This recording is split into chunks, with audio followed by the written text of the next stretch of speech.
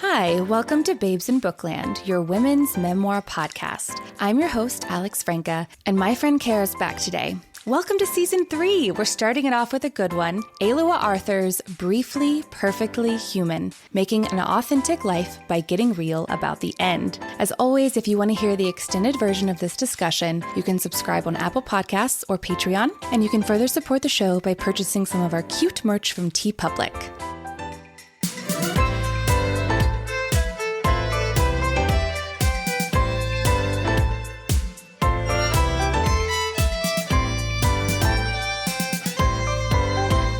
Hi, Cara. Hi, Alex. I'm so happy to be here to talk about this book. It's near and dear to you, I know, and we're going to get to that. I found it so inspirational and thought-provoking. To me, her memoir really encourages us all to get real with what we want, who we are, how we want to live our lives. So one thing that I really appreciated was Alua's recognition of the ways we die many times throughout our lives, the good ways and the heartbreaking ways. Her memoir encourages you to get real with the, maybe for some, harsh truth. You will die, and you don't know when or how. So what can you do to live your most authentic life right now?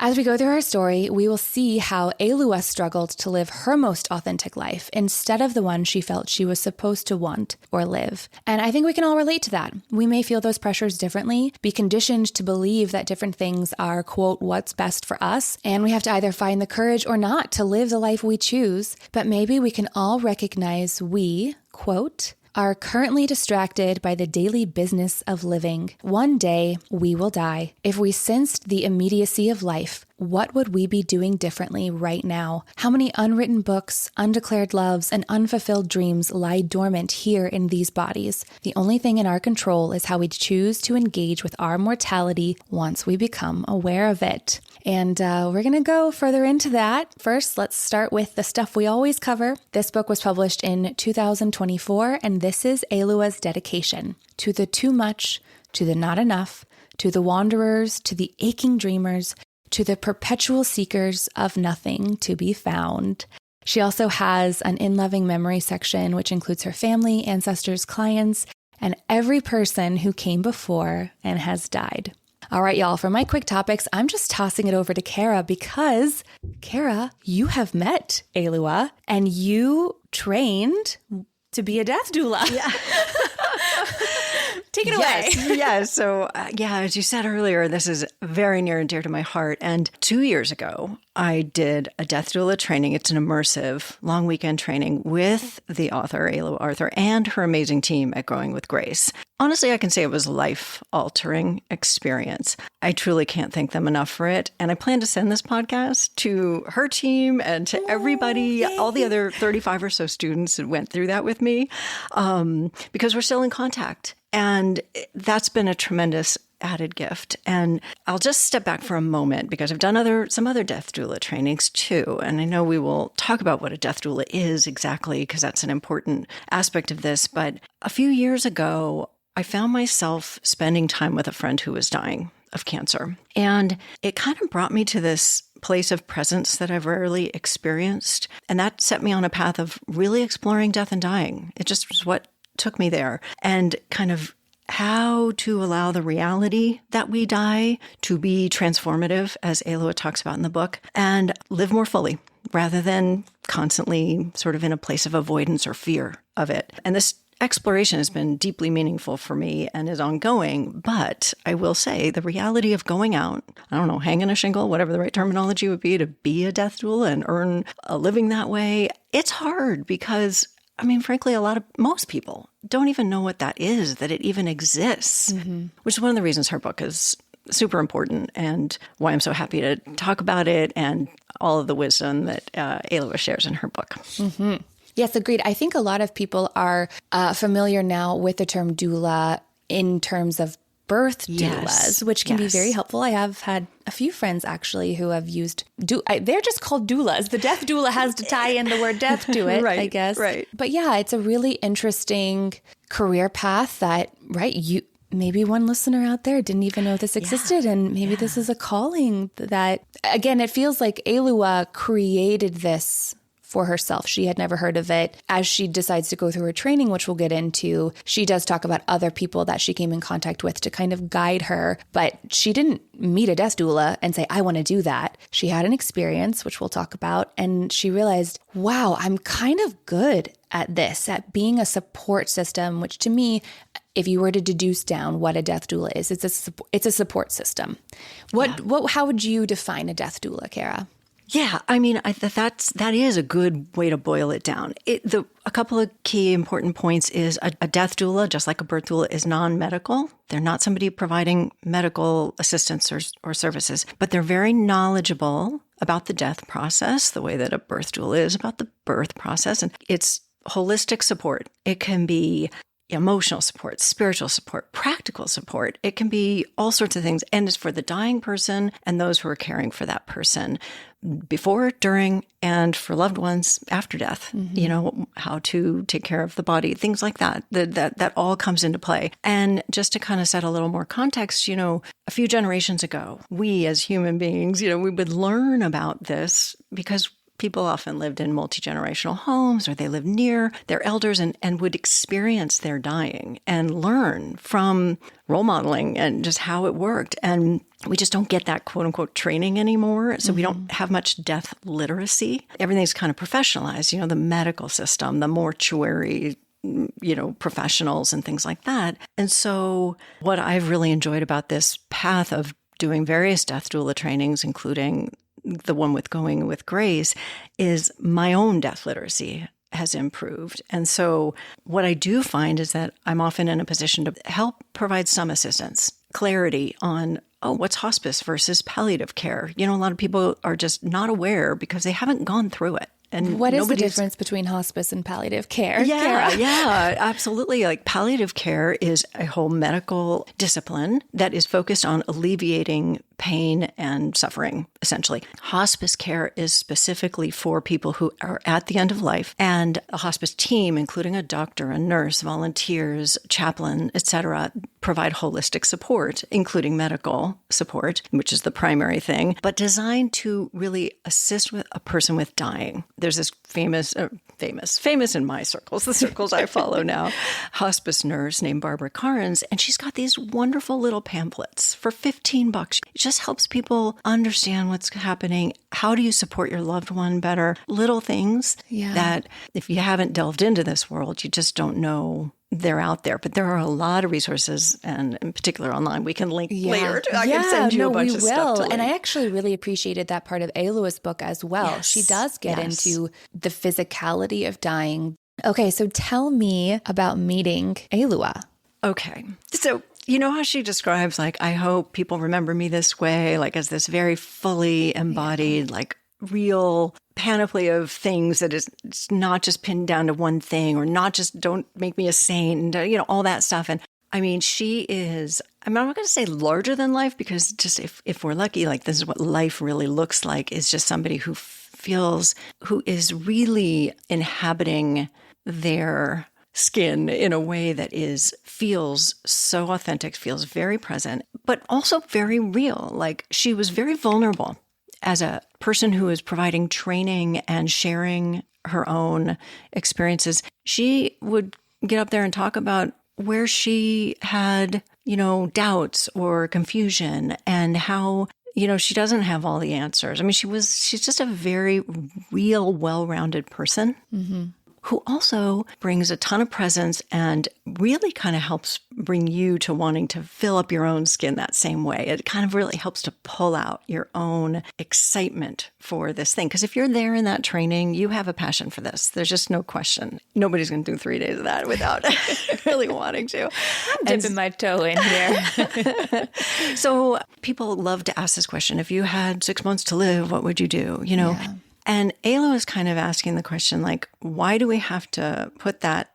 We don't know. We don't know. And I think she says somewhere in her book, how soon is it when is it too early to hire a death doula? And she's like, well, I don't know. When is it too early to hire somebody to help you prepare for something that will definitely happen and you don't know when? Yeah. It could happen tomorrow, right? Like, we don't know. It's an easy thing to just regularly lose sight of. I mean, that's just the nature of it, right? The Thank nature God, of life. though, right? Because how could you yeah. function if every day you woke up from a fear-based place? I mean, unless you really made peace with the fact that you will die, which is hard for all of us to do, I think, depending on different stages of life. But it is important to know that it's going to happen in the same way, like we've been talking about, where it can set you up to make better choices for yourself on a smaller scale in the day-to-day. Yeah. It, to me, is about finding that balance, though, between being responsible, saving for a rainy day, Yeah. and knowing that that rainy day may never come, tomorrow may never come. So how do you also live your life as fully as possible right now? It's more to say, if I'm in touch with the reality of dying, my bigger fear might end up being that I'm not making the most of my time. Yeah. And so it's The kind of unlived life. recognizing, oh, I can live each moment, each day in a way that helps me feel a deeper sense of confidence or peace, that if it comes out of the blue, or if it comes at a ripe old age and, your children have grown and their children have grown, no matter what, I didn't waste time. Kind of, I'll use the term mindless approach to life, or an approach that tries to delude ourselves into thinking it's indefinite and infinite because it's just scary and we don't want to go there, to one that stays mindful. And that's her big point, right? The big point. Okay, well, let's get into Alua's life. Okay. It's time to dive deeper. So Alua weaves in her interactions with her clients through telling us her life story. We're going to separate them for the podcast. It's very clever how she does it, but I think it's a little bit simpler for our discussion today. We're going to go through her life story and how she became a death doula, how she found death dualism, maybe, I don't know. And we're going to chat about a few of her clients and the lessons she learned and our reflections on those as well. We won't touch on all of her clients, though, so as always, I highly recommend that you pick up this book yourself, because what I got out of it might not be the same thing that you will get out of it, and that's what makes it so special. Yeah. Okay, so life story. Why and how Alua came to feel the pressures she felt to live one path, and then ultimately why and how she realized she owed it to herself to choose a different one. Alua was born in Ghana. She was conceived in London, which I loved that she made the note to say that. So cute. Roughly 18 months after her oldest sister is born. She writes, "My birth was my first death. From the womb into this world. I changed form, changed the way I breathe, changed environments, and left the only place I knew thus far, the comfort of my mother's body." That was the first time in my life I had thought about birth as death. Yeah. She writes about how growing up in Ghana, she felt loved, celebrated, wanted, and safe. This changed when her family had to flee a military coup and moved to the United States, where being chubby was looked down upon, as was being Black. And she really had to do the work to find harmony with her body by, quote, "rooting myself in the mystery of its existence and delighting in its power and grace." After all, she reminds us, "I'm only here for a small amount of time, so I insist on taking up space in this world, in rooms, in my life, in my relationships. I am here. This is my body. It is the place I live and also the place where I will die." I appreciated this, and I will be the first to recognize that's not always easy to do. It is really hard to find peace and harmony within your body in today's society. And I would say on top of just that, as a human, I think being a woman, I don't know if we're encouraged to take up space. We are not. I think you could say we're actively encouraged not to on some level. And we're actively encouraged to almost view our bodies as like an enemy that we have to whip into shape to, I don't know, serve some purpose that is typically or not please for us. Someone. Yeah. Back to Alua, she doesn't want us to view our bodies as prisons, but rather for us to fall in love with our bodies. She writes, "In these bodies, we have the privilege of experiencing the magical playground of Earth. Because of our bodies, we get to eat donuts, jump in puddles, smell rare spices, listen to children's laughter, make art, make love. Because we get to live, we get to die." Yeah. Doesn't she have an amazing just sort of way of crystallizing this Yes. stuff? I mean, I think that was just beautiful. Yeah. I had to include that. There's lots of good nuggets that I just don't have time to include. I know. Again, read her book.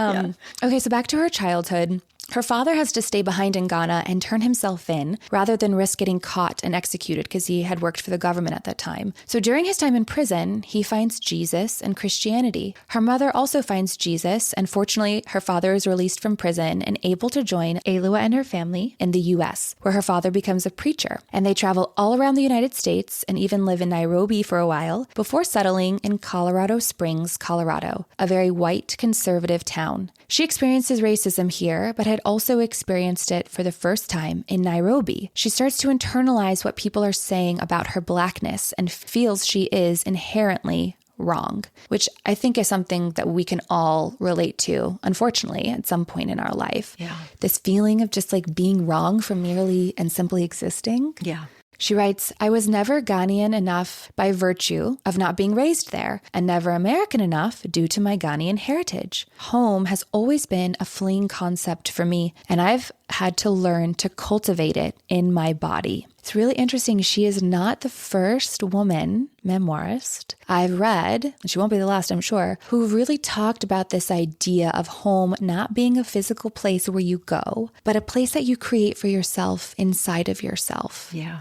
Do you feel like that's something that you've been aware that you've done in your life at any point? Isn't easy to do. No, it's not easy, but it is, I think, the path to a deeper peace. Yeah. Because our homes, physical structures, even people we live with at different points in time, they're all ever changing. Yeah. They will not last as they are forever. They won't. And so this comes back to the little deaths, right? The changes, the fact that things change constantly, nothing's permanent. And so if we can cultivate a sense of well-being just within ourselves, then we can navigate all that with much more ease. Yeah, because we've created that thing to return to. Yeah. She writes, in Ghana, everyone is Black, so no one has to be Black. There is nothing else to compare it to. Within the first week in Colorado Springs, she's called a jungle bunny, an African booty scratcher, a monkey. She writes, my parents comforted me by modeling resilience. When it came to hurt and disappointment, my family's unspoken mantra was, don't let them get to you. Tears were allowed, but not indulged. Where do kids are taught these things to say, no kid I know would ever just out of the blue know the term African booty scratcher, right? Right. Right. What the hell, people? I hate that she had that experience, and I hate that meant that these little kids were being taught hate, truly. I know, and she's fairly young. Yes. This is not... I want to say she's like 9-ish, 10-ish. My mom's generation or something, where it's like, yes. Okay. Oh, I see what you're saying. Do you know what I mean? No, she's in her 40s now, maybe? In Colorado, like what? Yeah. It's just distressing and... disheartening. Unfortunate, that's reality. Right. And then so as parents, I think we all deal with times where our children either experience bullying to varying degrees or a friend, doesn't choose them that day. Leaves them out. Yeah, leaves them. They It's, feel... it's nothing super malicious like this seems to be. But that's one thing that I talk about with my husband all the time is if there's really one thing that we can teach our children is resilience. Mm-hmm. I think as long as we're not inadvertently sending a message, it's bad to have emotions or to feel sad or to feel angry about something. But there are ways to feel those things and then choose ways to be in the world that help you find joy again or whatever that is, but not don't feel that you're doing something wrong if you have feelings about something. But it's like we can get stuck, kind of identifying with the emotion. Like sometimes I'll use just the technique of like, oh, this is anger or this is sadness instead of I'm sad. Sometimes just that little sliver of differentiation between the emotion itself that is coming through like a weather pattern and the who I am. I am not sadness.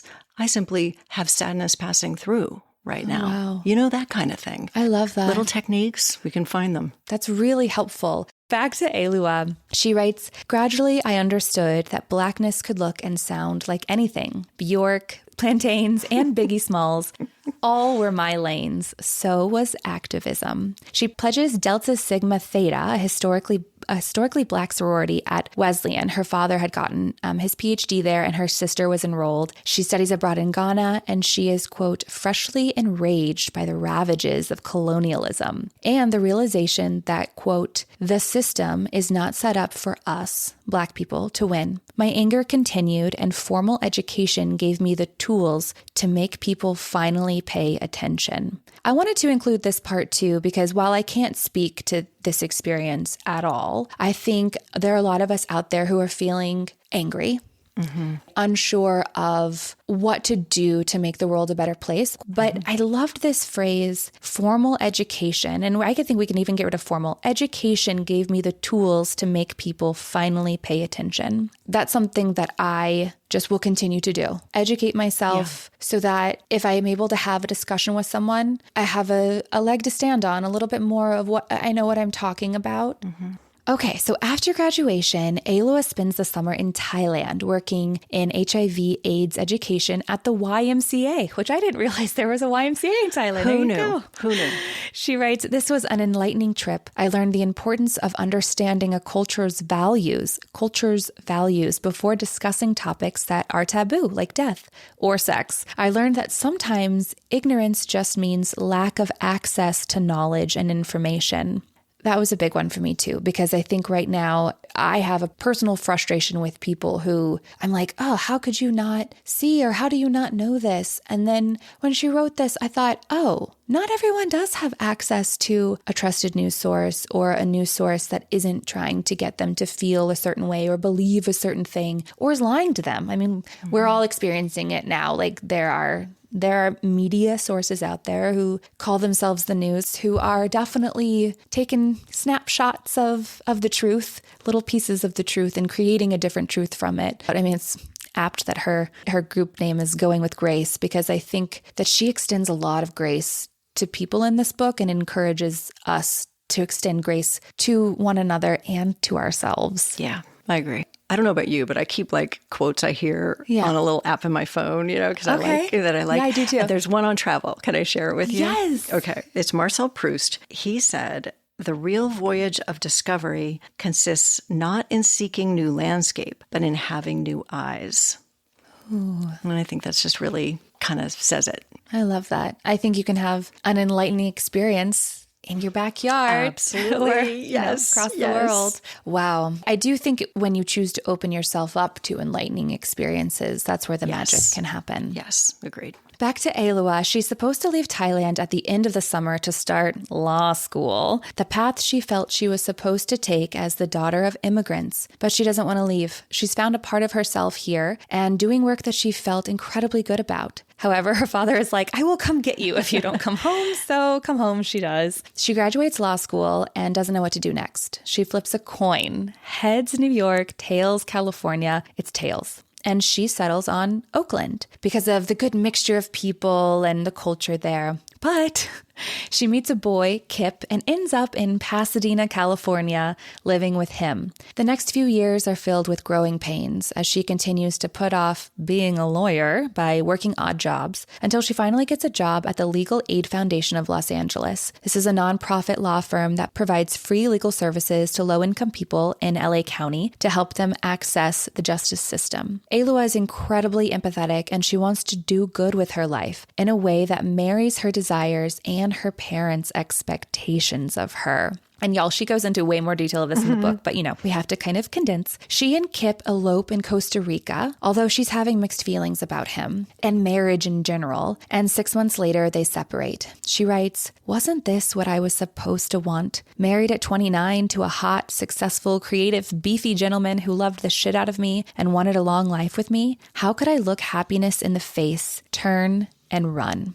She continues, there must be a word for the grief we experience over the life we thought we should have, events that never happened, stories that didn't have the happy ending. At every step in our path, some possibilities died behind us while others bloom before us. And in every transition, even joyful ones, there is grief. From maiden to mother, single to married, unemployed to entrepreneur. The old you dies, a new one is born. The grief is ongoing. and never ending. Grief is also the fertile soil from which we can be renewed. Oh, I know. It's such a beautiful insight, isn't it? And the one thing that I want to talk a little bit about with this is, she talks about grief is this fertile soil from which we can be renewed. And I completely agree with her. But that assumes we're actually grieving. That assumes we grieve. Yeah. And I will just kind of as a little side note here, there's this writer named Stephen Jenkinson. He's a Canadian palliative care worker, and he wrote a very thought-provoking book. It's called Die Wise. I will just say it's on every death doula training reading list that I've ever done. Like everybody brings it in. One of the things he says in that book that has always stuck with me is it's his view that grief is not an emotion. It's a skill. And I think what he means, I've really sort of grappled, like, what does that mean exactly? Yeah. And I think what he really means by that is, it's like we need to be taught how to grieve. It needs to be role modeled for us. We need rituals and community around it to experience grief. It's not like an emotion like sadness or sorrow is going to come and go, just like those clouds are going to come and go in a weather pattern, whether we mean for it or not. But grieving is a more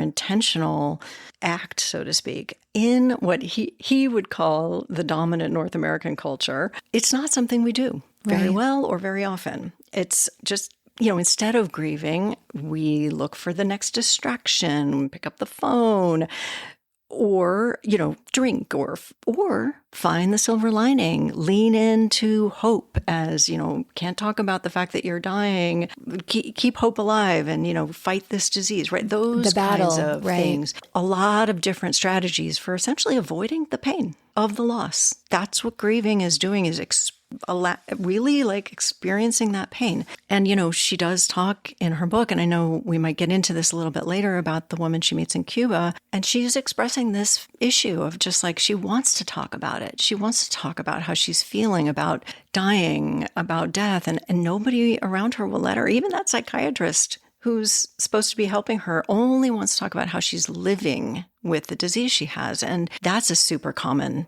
reality if you start to attune to it and notice it. And so it's just kind of recognizing where in your life is there loss. And as there are losses, little and big, but in particular the bigger ones, do we have a way of actively grieving that loss, or are we sort of, just skirting by it in a certain way, I think that's such a wonderful point.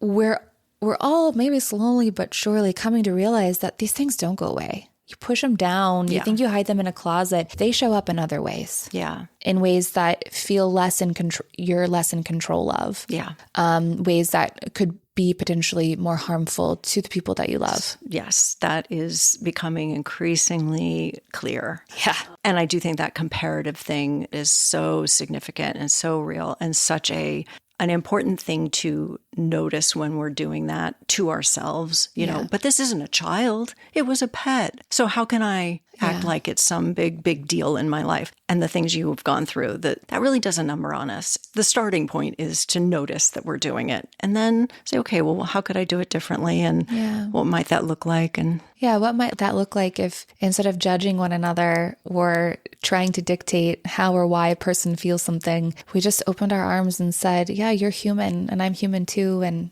let's try to exist together. Yeah. Back to Alua.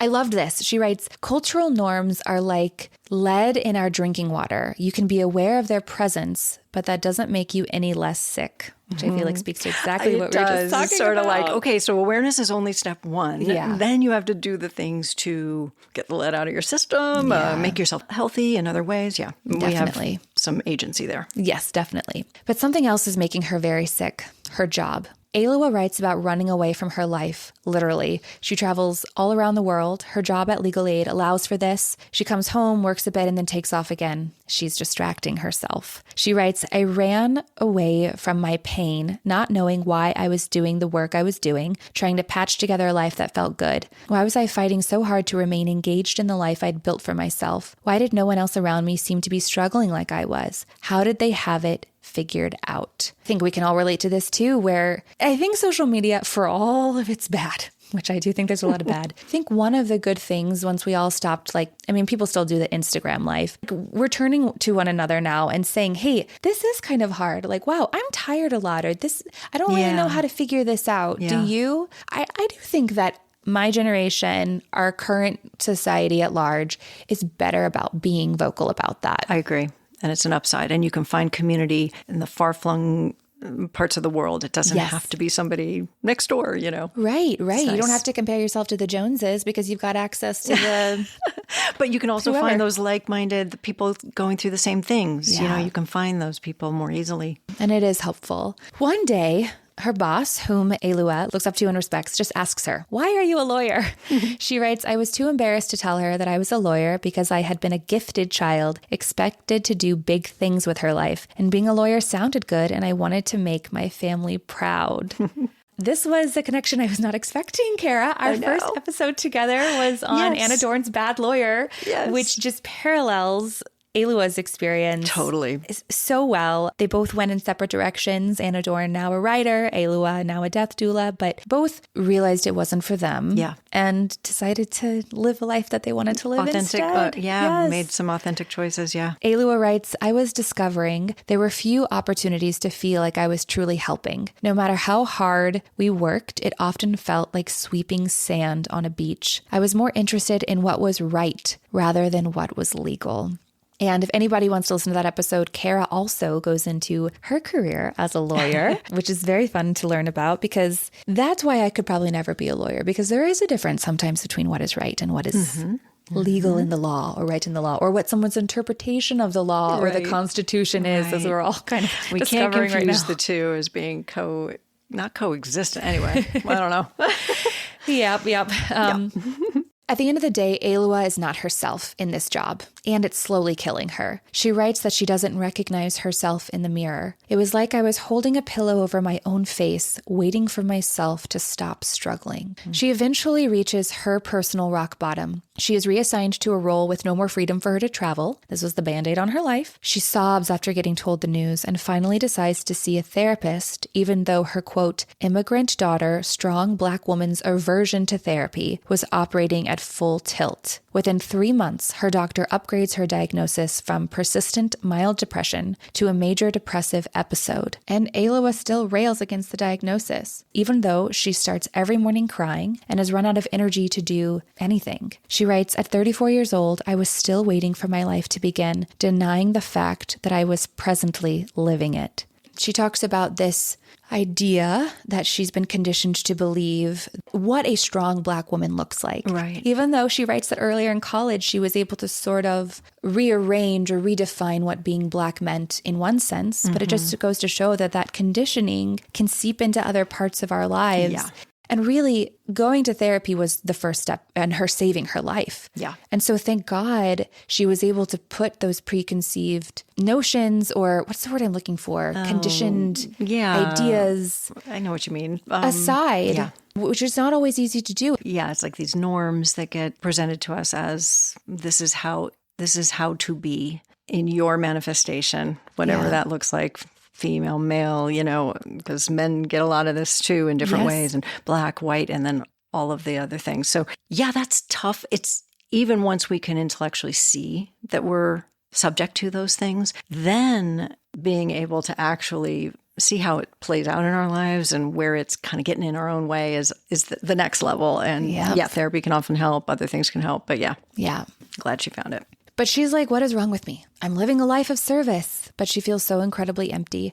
She goes to Burning Man. And for the first time in a long time, she feels alive. Okay, have you ever been to Burning Man? I have not, and I never will. Okay. I'm too old. It's not going to happen. Well, you're never too old to do anything. I know many people my age and older go, but it's just... That's not quite my cup of tea either. But you know what? Go on with your bad selves if it's yours. I love it. She writes, at Burning Man, I was beginning to understand the question I'd been asking myself, what was wrong with me, was incorrect. The problem wasn't me. It was society. It was okay if I couldn't live a life that was based on society's ideals. They weren't mine. I could start over. And again, that speaks to what we were just saying, really recognizing and separating out, okay, what is it that the world is telling me is good? And what is it that I believe is good? Right.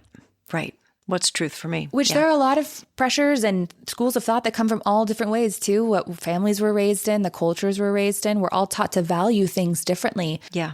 But at the end of the day, what are you going to do with your one wild and crazy precious life, you know? So she's finally realized that her life depends on not returning to work. She says, I didn't know yet my way through, but had to trust that life would hold me.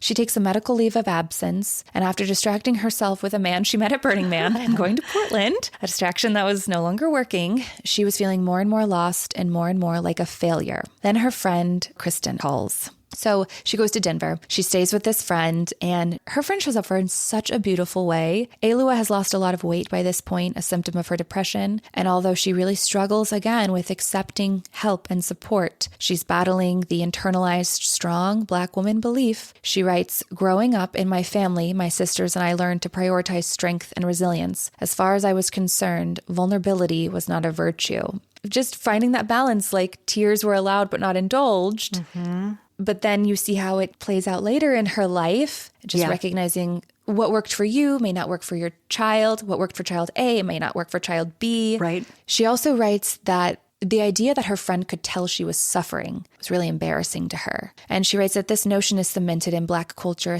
especially for women. One day, Alua eats an edible and has what she calls her break open moment. She writes, a pretense I'd been holding on to crumbled like a wall in the Acropolis, and with it a set of beliefs about myself and the world, that if I did the right thing, practice good law, be a good daughter, get married, use my gifts in service, do what I was supposed to do, I'd have a good life. I'd be perfect, happy, fulfilled, complete. Who was I in the absence of what I'd been told was a good life? That's the question to, I think, really ask yourself. She's finally able to admit to Kristen and herself something is wrong.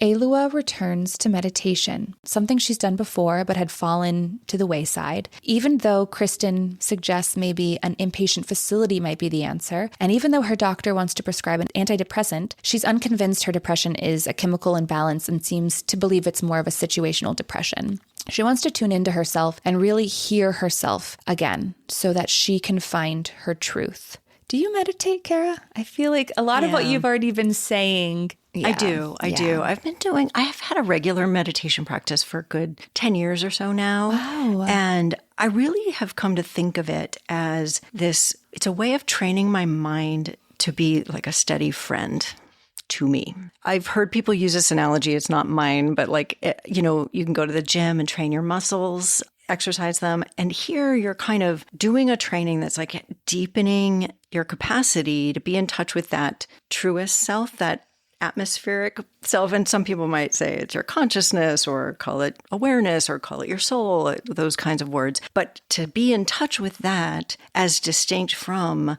the thoughts, the emotions that are always coming and going, to continue to use the weather metaphor like weather, the more you can do that, the more you can take that off the cushion, not just be that way in the during the meditation, but you start to learn how to bring that into your daily life. It just creates a more stable. I found it incredibly invaluable. I've really appreciated it. It's evolved from a kind of more just mindfulness meditation kind of practices to something with a more Buddhist path to it. But I know I've mentioned to you in the past, I also sit every Sunday with a group of Quakers. So it's not about any kind of dogma or, sets of beliefs. It's about internal seeking and being still and quiet and sort of seeing what comes through that way.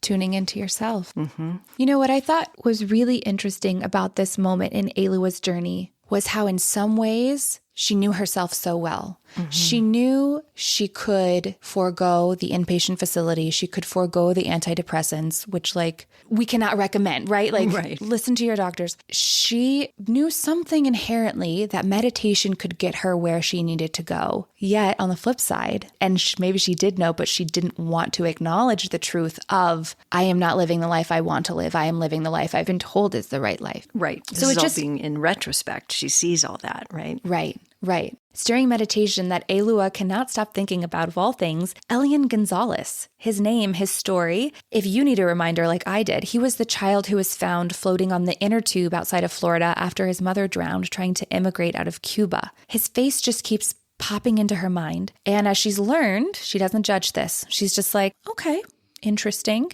Then this is where you're just kind of like, okay, what is fate? What is synchronicity, coincidence, all these like interesting things. Yeah. She goes to the library and the man outside is trying to get her to sign some sort of Greenpeace petition. And he's wearing a shirt that says, Cube te espera. And I'm sorry if my accent is horrible, but it means Cuba is waiting. And she's like, what the fuck? She tells him about alien popping into her head. And she's like, do you think this is a sign? And this Greenpeace guy's like, I don't know, maybe. But Cuba is very difficult to get into via America during this time. You have to go through Mexico or the Caribbean. Alua feels it in her gut. She has to go to Cuba. Everyone tries to convince her not to go, but she does. And she wonders, wait, am I running again? But no, she really feels like this time she's running to something. She's being pulled towards a place. And it's in Cuba that Alua meets Jess, the woman who you mentioned earlier, Cara, a German woman traveling the world to see what she could see before uterine cancer might end her life. There's this another crazy serendipitous moment where Alua has been in an actual near-death experience. This is how she starts her memoir. She's almost hit by a car, which really shakes her and makes her think about death, her death, for the first time in her young life. And this shapes the rest of her life. She meets this woman, Jess. They become best friends. They're travel companions for a while. And towards the end of their time together, Jess turns to her and says, I was in that taxi that almost hit you. I got goosebumps. I'm getting them right now. Yeah. Or as Alua calls them, juice bumps. I know. So cute. So fun. That is just the wildest story. And it makes me wonder, like, could crazy cool things like that happen to all of us if we just learned to, I don't know, lean into our instincts, listen to ourselves a little bit more. I don't know what unlocks that cool stuff, but yeah, I love it. Yeah, I do too. I got to figure some amount of that would be more available to us if we just like stayed in a more flowy kind of state. You know? And she talked about earlier about trusting that life would hold her. Yeah. And again, I think you're either brought up in this world to believe that life is a gift that gives you gifts, that is this wonderful, beautiful, the world is your oyster, or potentially you're taught that life is hard and it will be a struggle. And I think you reap what you sow a little bit, or you reap what others have sown for you. Well, and as we go through life with whatever worldview kind of was shaping us, just how can we be more in touch with our own intuition, our own inner guide, and allow it to guide us, as opposed to, oh, well, that's crazy. Go to Cuba right now. That's crazy. So she had this amazing experience because she allowed that intuition to guide her. And, okay, I feel like I would be remiss if I didn't bring this up too, because while I agree with everything that you just said, and I loved this part of her book, learning her story, I recognize that not everyone has the availability or the privilege to be able to take a medical leave of their work or quit their jobs to find another career path. People have various responsibilities to themselves, to others, to children. And so how can we still take this beautiful message of living our authentic life, choosing the type of life that we want to live, while still acknowledging that there are just certain responsibilities that we will have? You can't maybe you can, but probably can't wake up one day and say, I didn't want children after all, and leave your kids, right? Like there is a level of accountability that a lot of us have that Alua doesn't have at this point in her life. Right. This was her incredible journey and got her to where she is today. But I just want to acknowledge that we don't all have that option necessarily. Yeah. So how do we take this story and apply it to our own lives? I would say what I think she's fundamentally talking about is taking the inner journey, which we just talked about a minute ago. That could be in the four corners of your home. That could be, of course, not everyone can travel the world or change jobs and all these things, but we can all kind of make the journey from the head to the heart, which is kind of how Ram Dass, I don't know if you've ever heard of him, but he's a spiritual teacher who's kind of known in a lot of circles, but he would talk about that being the real spiritual journey of life, is going from the head to the heart. But it's sort of, if someone is feeling stuck or unfulfilled, or a lot of the things she was feeling, lots and lots of simple things that don't require money or lots of spare time are available if we choose to make that inner journey. And that we could just say, I want to make a conscious effort to repair a certain relationship or set a boundary with a certain relationship or, minimize the distractions in my life and be more present. And so I'll just try to, you could use an app for mindfulness or whatever. There are a lot of things that don't require these big, radical changes, right? It's the radical thing is to actually take the inner journey. Yeah. Whatever that looks like for a person. Well said. There are still tools available to you, whatever your means are. Yeah, there really are. And I would argue that she helps her clients go from head to heart as they're dying. These people cannot travel the world. Yeah. They have limited time. Yeah. That's what she 100%. Shows us through these interactions. Let's get to a couple of these interactions. Okay. This is Alua's time as a death doula. She writes, every single person I've had the honor of accompanying toward their death has left me with an invaluable lesson about life, showing me the myriad ways which you can choose to live it and die. They all live inside of me, and their lessons do too. She also offers some practical guidance about what to expect at the end of life and end of life care as well. We spoke a little bit about that. Even the paperwork, right? The logistics of things. That is what a death doula can help with during this moment of grief or moment of confusion. I mean, she talks about canceling her brother-in-law's credit cards. These things that don't even know. And on the flip side, as a person who at any moment could die, what can you do to set your loved ones up for success upon your death? Right. Yeah. Before we continue Alua's journey and her interactions with her clients, I just want to admit, I am still kind of afraid of dying. More afraid of a painful death. Mm-hmm. And I'm also selfishly, I want to see my children grow up. I want to have those experiences still. I'd be pretty pissed if I got something terminal. That would definitely be my first step, as I feel like would probably be a lot of people's, no matter what age you are in life. What are the 7 stages of grief? Isn't anger and denial? They're up there. They're in there. They're in pretty there. up there. And you've spoken about how it seems like you are in a more peaceful, accepting place with death. But do you have any other thoughts about it? The fear of a prolonged, painful death is a very common one out there. The one thing I want to say about that is, from everything that I've learned, death itself, dying itself, is not painful. Now, a disease we might be dying of could very well be painful, and there could be a lot of things caused by that disease. But there's a lot of medical support for people who are dying that really can manage pain, and all the way up to sedation if needed.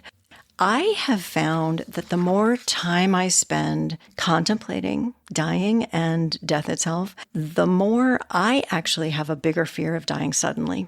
The thing that most people say would be the ideal thing. Yeah. I died in my sleep. I never saw it coming, that kind of thing.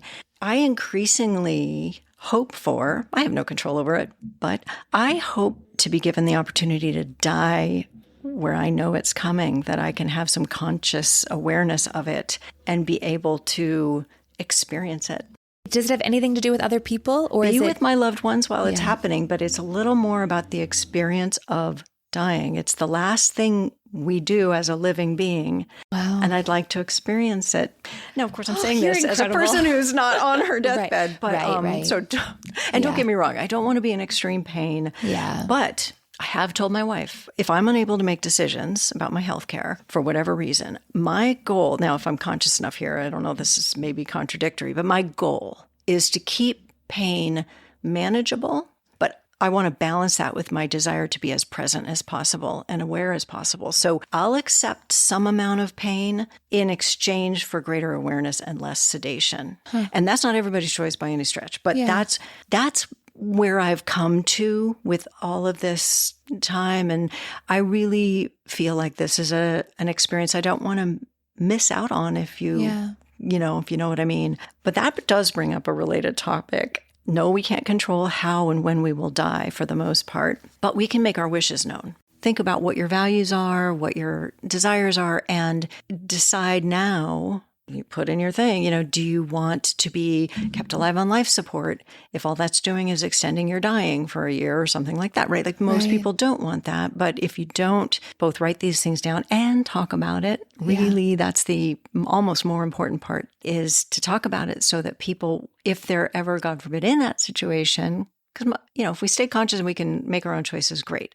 But somebody else has to make our choices for us. The more we've really helped them understand what we want, the less burden we place on them, and the less likely it is that they will just put in their choices, which is maybe to keep you alive when you would not choose that. That's the main point. Have the conversation. Like you had mentioned earlier with Jess, this young woman in Cuba, it's these questions that her family don't want to ask. And it's these questions that Jessica so desperately wants to talk about. And guess who asks them? Our girl, Alua. Of course she does. She writes, "It breaks my heart that Jessica is dancing alone with death. I feel called to dance with her in this lonely place, turning and turning in the strange beauty of life, the curiosity of it all." She continues, "Talking death is starting to bring me back to life." There you go. Talk death, come back to life. She realizes that there's an opportunity here to be that person for other people. And this idea really gets its wings after the death of her brother-in-law, Peter, whom Alua credits with teaching her how to be a death doula. She writes, "He also taught me that you never quite heal from the pain of loss. You just learn to live with it." Peter's death is her and her family's first big death experience, and they deal with the confusing heartbreak of terminal lucidity, the period in which a dying person appears more alert, stable, energized, the after-death tasks, and the frustration they bring, like when a credit card company asks to talk with a deceased person to verify their identity to cancel a credit card. Again, these are just the real life nuts and bolts of it. Oh, you get no training until you're suddenly immersed, and you're supposed to be grieving at the same time. Right. And I have had no experience with this. Both of my parents are still living. I've had no immediate members of my family died where I've had to be this person. And I know you went through with our mom. Yeah. Yeah. With your mom. Oh, we had to learn it all on the way as we went. Oh, can I make one point? Real quick? Yes. I do want to just note that terminal lucidity, most people don't have that, although some do. And it's mostly, it can be a real blessing if you know what it is, that, death rally or lucidity that happens. But as long as you know, that doesn't mean they're about to be well again. And that's the heartbreaking part. But it's also not something to expect and hope for necessarily, just because it doesn't happen to everybody. Okay. Alua has this great part where she's like, we have tutors to help with school. We have birth doulas to help with birth. Maybe there's this thing called a death doula that I could do. I could be that person, that support. It's not just someone to help with the mental, emotional, and spiritual load of death for the dying and their loved ones. It's also someone who does the paperwork. She starts her company, Going with Grace. Alua doesn't write too much about her training as a doula, but she does mention taking a death midwifery program over 3 weekends and some literature that she's found helpful, along with how she built her client base, which I found very helpful as well. Yes. So if being a death doula is something that you're interested in, I'll work with Cara to provide a lot of great links for you in the show notes. And of course, you can always reach out, DM me on Babes in Bookland Pod. It's going to start with the Going with Grace website, of course. Of course, goingwithgrace.com, I'm assuming. She writes, "Compassion and service are at the root of my work, but those forces alone don't make you a death doula. An effective death doula must pay deep attention to their own relationship to death, along with inherited judgments, biases, privileges, and limitations." And like I said, she really goes into the lessons that she learned, the lessons that she carries with her, and lessons that she wants us to take away, whether it's something to inspire us or educate us through her clients, throughout her memoir. Of course, we don't have time to really get to many of them because our conversation has already been so long and beautiful. I loved the young cancer patient. She had the rift with her parents, her mother and her sister, and she helped bring them back together. Oh, yeah. I thought that was so beautiful, and how all of her friends had the orange roses and laid them at her body, and that's what she wanted. The grieving mother who she helped come to terms with her son's suicide. That was heartbreaking. Gosh, that was so moving. That was such a moving section. Oh, and the one that was crazy was the woman who called her up and said, "My father's dying. Also, he told me I now have 5 half-siblings." All these bananas. Crazy. And then there was Ken, the one who he wanted to have makeup on him and nails done, and the family didn't want it. And that was really interesting to see how she navigated those two competing interests and helping Ken have enough of what he wanted while sort of keeping the family's sort of issues, holding that space too. So that was a really interesting She helped one him too. have his agency up until the end. Yeah. He wanted and to be his nail authentic polish self all and the way through. You know, it wasn't maybe the full expression of it. Right. Because his family couldn't go there. They just weren't. But she got enough of that through. And that was really She helped cool. them find a compromise, I guess. Yeah. She also writes about Leslie, this woman who had all these questions for Alua. She comes to Alua and she's like, what does dying feel like? You know, all these things we've already talked about. And Alua's like, I can't answer this because I'm still living. But I'm curious, Cara, what do you think happens when we die? Okay, first I have to tell you, this is my wife's favorite dinner party question. I could see that. So she's asking that, and I'm at the other end of the table being like, how do you want us to take care of your bodily remains after you die? You know, like, let me tell you all the different options. So we I love it. You just have like death dinner parties. I'm into it. But yeah, I used to be in the camp of kind of, it's all lights out. Sort of everything goes black. Okay. You're gone. That is not where I am today. I've gone through a real evolution on this. The most I feel like I would say is that I feel like there's some kind of continuation. I don't presume to have any real knowledge or belief about what it looks like when that continuation occurs. There's tons of mystery. But to me, the idea that there is some kind of internal consciousness, our individual consciousness, that is connected to something more universal that people have all sorts of different words for, but let's just call it universal consciousness for the sake of having this conversation. I just find that the idea that both now and after our bodies die, that our individual consciousness transforms in some way rather than extinguishes, that's what resonates for me. So I'll ask you the same question. Here's what I will say. I don't know. Yeah, I don't know. of course. I agree. Yeah. I think that energy continues. I was raised in the Catholic Church. I was raised with this idea of heaven and hell and purgatory. Here's what I hope. I hope that somehow on the other side, I still know you and I still know my kids and my husband and my friends. Yeah. I hope somehow. Yeah. All right, here's what Alua has to say about all of that. She writes, when we open ourselves up to the discomfort of not knowing, that's where all the juice lies. When we think we know, we are not pliable. We are stagnant and stuck. Opening ourselves up to the discomfort of not knowing means opening ourselves up to the magic of what may be, the place of pure, boundless potential where anything is possible. I'm in the camp that if your faith system provides you with a peaceful idea of how it can all go, I'm okay with that as long as that's not weaponized. I think it tends to be weaponized more than not, be good because if you don't, you go to hell. Right. And it's like, if you do decide to release this idea of doing things in this life in order to get into heaven, get into hell, have access to some sort of better afterlife, people who claim to know Jesus and therefore they've been saved, but on the day-to-day, they're not very kind to people. That's the stuff that I get really confused about, Yeah. Do you have a belief? If you have a belief system, is it something that is on a regular basis opening you up and generating love? Or is it doing something opposite to that? Yeah. It's just a good lens to look at it through. Yeah. And I loved reading about Miss Bobby. She's 94 when Alua meets her. And she said, baby, I ain't figured shit out. My life was so messy and I wouldn't change a goddamn thing. Boy, it's been a hell of a ride. You know what? If my last words are, boy, it's been a hell of a ride. That'll be a good sign. This is what Alua writes for her motto to support the grieving or dying. Show up and shut up.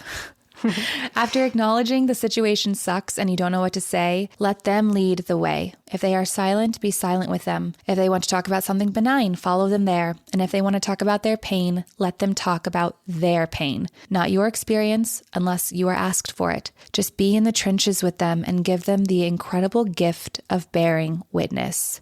Yeah. I think this is something that we all struggle with. We don't know how to be there for one another. It's so hard, isn't it? It applies if somebody's just in a painful situation, right? Yeah. Just we're so in our heads about, am I saying the right thing? Your intention is to help somebody, but you're so really in your head about your own, do they like me, love me? Am I doing it right? Am I me, right?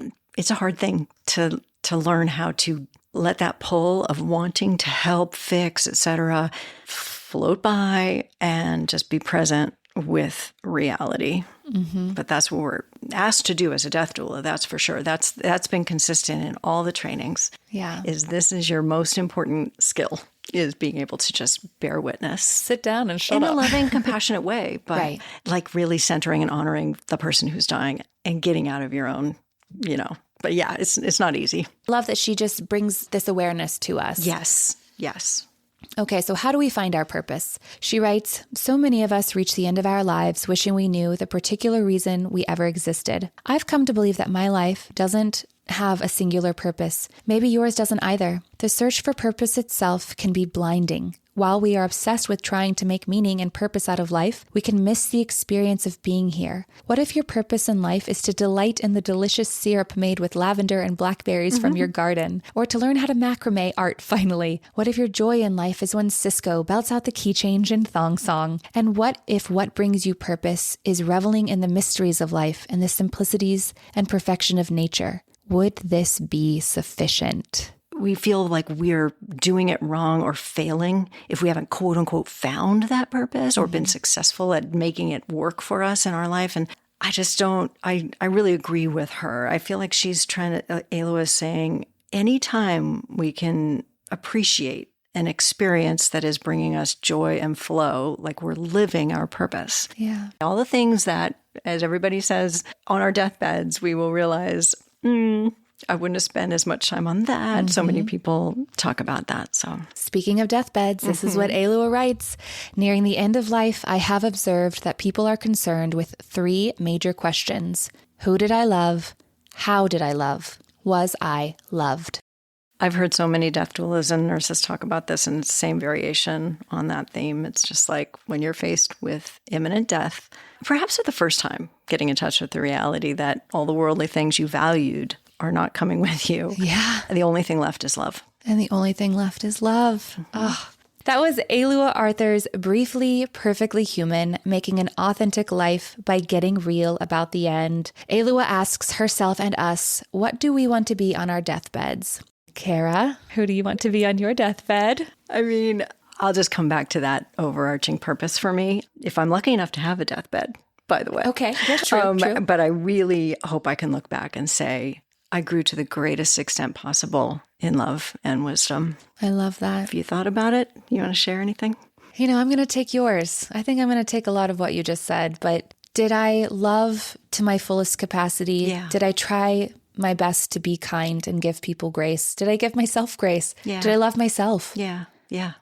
Those are all the things that I hope. The answer is yes to all of those questions on my deathbed or towards whenever the end is. And those are things that you just continually can check in daily and keep living daily, because then if tomorrow never comes, guess what? Yeah. You can say yes. Yeah. If we regularly think about it, then we will spend a little more of our time with a little greater intentionality. Yeah. A little more paying attention to, well, what do I want to say, be able to look back on and say on my deathbed? And how will that change how I live today? Because you can't change much once you're there, right? Yeah. And that's, I think, her big message and where her wisdom is. I agree. Cara, thank you so much for joining me today. As always, you bring so much wisdom and love and grace, and we will link all of the wonderful things that you talked about in the show notes, all of those resources and guides. Well, thank you, Alex. It's been just such a pleasure talking about this topic and spending this time with you. Thank you. I love you. I'm going to leave us all with this. In her epilogue, Alua takes us through what she hopes the experience of death is, and she calls it riding a glitter wave, which I think is really fun. But I want to end with this. This is what I wish for all of us: a life that feels like the miracle it is, and a death that serves as a period on a satisfying sentence. Because we live, we get to die. This is a gift.